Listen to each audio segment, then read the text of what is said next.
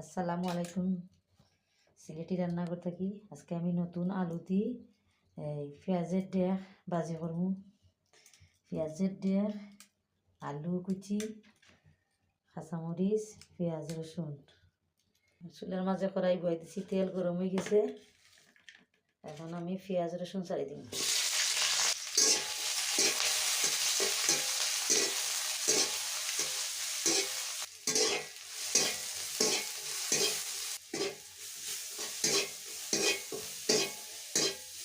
এখন আমি পেঁয়াজের ডেক আর আলু কুচি ছাড়ি দিই।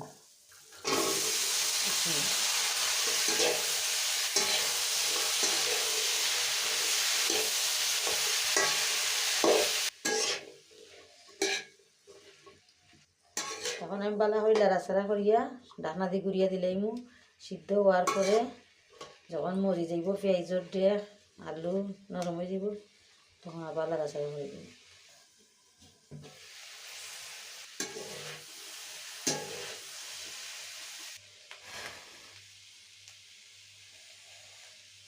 আমার ডেকে আলুয়ে ভিজিয়ে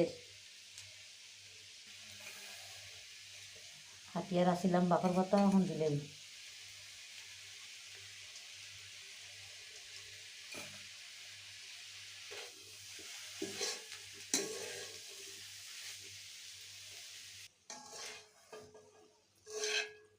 কিলা হয়েছে আমার নতুন আলু পেঁয়াজের ডেক ভাজি, আপনারা কমেন্টও জানাইবা।